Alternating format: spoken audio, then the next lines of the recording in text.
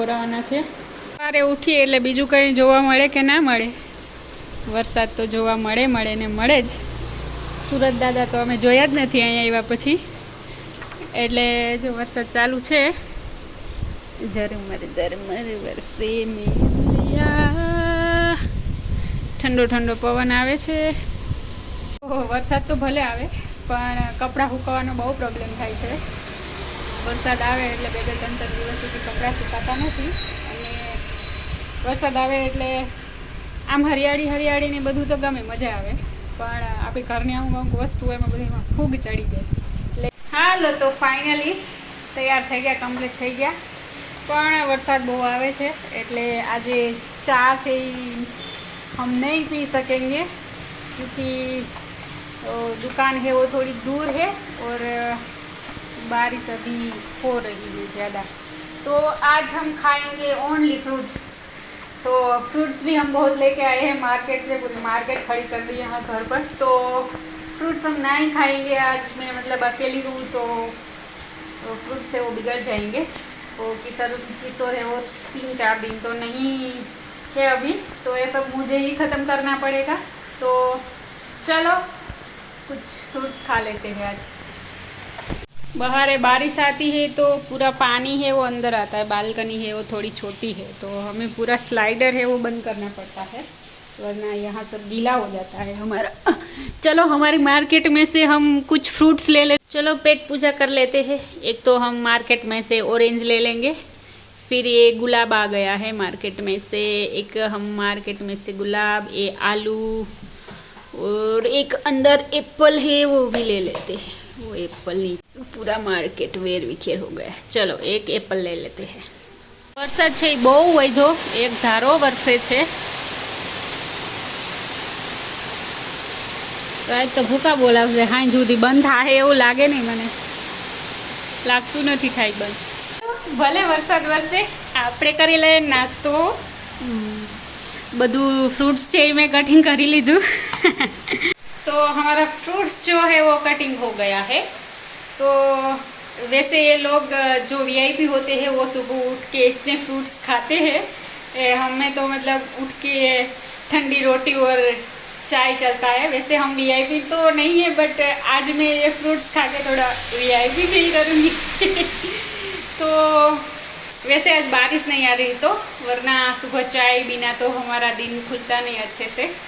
तो ऐसा भी नहीं है कि चाय के बिना चलता ही नहीं, बस चलता है ऐसे ऐसे. कभी मतलब बारिश आ गई तो सिचुएशन के हिसाब से हमें चलना पड़ता है. तो चलो आज हम भी ये फ्रूट्स खा के थोड़ा वीआईपी वाला फीलिंग लाएंगे. तो बहुत भूख लगी है, काम कर लिया तो, और बारिश भी आ रही है तो बारिश में थोड़ी ज़्यादा भूख लगती है, ऐसा सुना है. तो चलो हम खा लेते हैं फ्रूट्स. बारिश में हम फ्रूट्स की मज़ा ले रहे हैं. वाह कितनी बढ़िया बारिश आ रही, देखो एकदम मस्त, एकदम मस्त. और बाहर का व्यू देख के ना एकदम मन खुश हो जाता है. मैं ये दरवाज़ा खोल, वैसे ये सामने नारियल देख के ना हमें हमारा घर की याद आ जाती है, क्योंकि हमारे घर पर भी 2 ऐसी नारियली है बड़ी बड़ी. तो हम बस इसको देख के ही हमारे घर को याद कर लेते हैं. वैसे तो बहुत दूर दूर तक कहीं पर भी घर दिखाई नहीं दे रहा. अब घर की भी बहुत याद आ रही है. तो अब एक मंथ में हम घर भी जाएंगे. तो चलो अभी तो हमें बहुत भूख लगी, पहले हम पेट पूजा करते हैं. फ्रेंड्स છે એ પૂછે છે કે તમારી જૂની ચેનલનું શું થયું છે. બાય ધ વે અમારી જૂની ચેનલ છે એ હેક થઈ ગઈ છે. અત્યારે થર્ડ પાર્ટી પાસે છે એ અમારી ચેનલ છે, અને 2 થી 3 જણાએ વેચી, અને અત્યારે કોઈક વિદેશમાં કોઈ પાસે છે, વેચી દીધી છે. તો ચલો કોઈ નહીં, અમે તો વિદેશ જઈ નહીં શકીએ, પણ મારી બનાવેલી ચેનલ છે એ અત્યારે વિદેશની મુલાકાત લઈ રહી છે. એ બહુ મોટી વાત છે.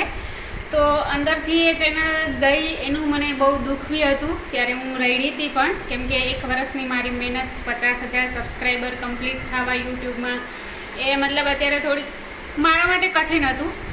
જેનામાં આવડત હોય તો મતલબ જલ્દીથી કરી લે. એટલે 50K સબસ્ક્રાઈબર મારા મિત્ર થઈ ગયા હતા. એટલે કોઈ નહીં, છોડો, ભગવાને હજી વિચાર્યું હોય કે તું તારી લાઈફમાં ઓર સંઘર્ષ કર, તો ભગવાન એવું કહે છે કે તમે મહેનત કરતા રહ્યો, ફળની આશા ના રાખો. એટલે પાછા ભગવાન એમ પણ કહે છે કે મહેનત કરો તમને ફળ મળશે જ. તો આમાં કંઈ સમજાતું નથી. એટલે ચલો એક ઓર મતલબ સંઘર્ષનો આપ્યો છે સમય. તો ફરીથી એક નવી ચેનલ મને બનાવવાની ઈચ્છા ત્યારે થઈ કે મારા ઘણા બધા ફ્રેન્ડ્સ છે એમને મારા વિડીયો બહુ પસંદ છે. એટલે એ લોકો કહેતા હતા કે કોઈ વાંધો નહીં ઉષાબેન કે હેક થઈ ગઈ તો તમે ન્યૂ ચેનલ બનાવો, તમને પાછા અમે સબસ્ક્રાઈબ કરશું ને મળી જશું. એટલે અંદરથી ફરી એક ઉમ્મીદ જાગી છે. કેમ કે મારી ચેનલ ગઈ ત્યારે તો મારું ઓફ થઈ ગયું હતું અને મતલબ એમ જ વિચારી લીધું હતું કે હવે આજ પછી ક્યારેય વિડીયો બનાવવા નથી અને હવે આ રીતે ક્યારેય વિડીયો મૂકવા નથી. પણ એક ફરીથી તમારો બધાનો એટલો સપોર્ટ ને લવથી ઉમ્મીદ જાગી છે અને 10 થી 15 દિવસ થયા છે નવી મેં ચેનલ બનાવી છે. તો તમે લોકોએ 10 જ દિવસમાં 1000 સબસ્ક્રાઈબર કમ્પ્લીટ કરી દીધા. એના માટે બહુ ખુશીની વાત છે. Thank you so much all of you guys. તો આમાં ને આમાં હવે અમે મહેનત કરતા રહી. પહેલી ચેનલમાં મારે 1 વર્ષે 50K સબસ્ક્રાઈબર કમ્પ્લીટ થયા હતા. આઈ હોપ હવે હું આમાં આશા રાખું કે મારે 6 મંથમાં જ 50K કમ્પ્લીટ થઈ જાય. तो चलो एक नवी दिशा के ओर चलते हैं, कुछ नया अपग्रेड भी हम यहाँ आके लाएंगे. तो બધા મિત્રોને નમ્ર વિનંતી છે કે મારી નવી ચેનલને લાઈક કરો, શેર કરો, સબસ્ક્રાઈબ કરો અને તમારો આવો ને આવો સપોર્ટ ને આવો ને આવો લવ છે એ જાળવી રાખો. તો થેન્ક યુ સો મચ બધાને દિલથી ફરીથી એક વખત આભાર. હાલો અત્યારે વાગી ગયા છે બપોરના 1 અને સેમ ટુ સેમ હજી સવારે વાતાવરણ હતું એવું ને એવું જ છે હજી. અને મારે બનાવવું છે સબ્જી કેપ્સિકમ ડુંગળીનું. તો મેં મૂકી દીધું છે તેલ. એમાં પહેલાં કેપ્સિકમ ને ડુંગળી છે એ ફ્રાય કરશું, પછી છે વઘાર કરશું.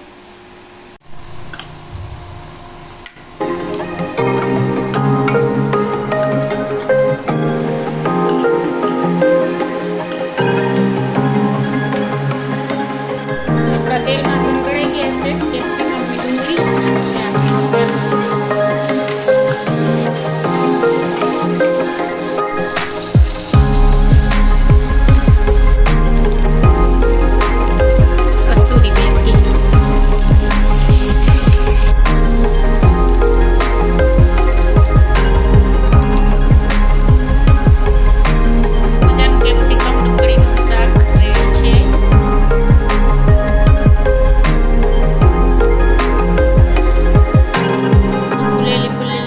રોટલી તૈયાર થઈ છે.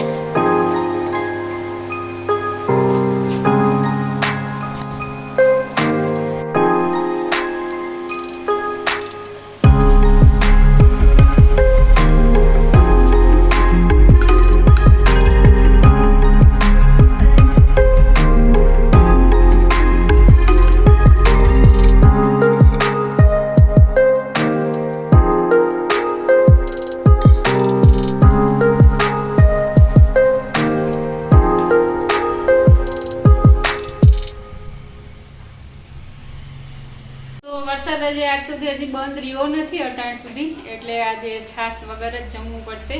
તો ચલો આપણું સબ્જી એન્ડ રોટલી છે યા રોટી લઈ જારોડી લઈ. તો પેટ પૂજા કરી લઈ. બાય.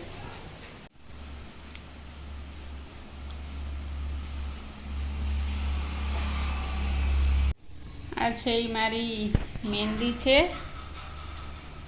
पीकॉक वाली. ये अभी आधी बनी है, आधी बाकी है. तो अब बनाएंगे हम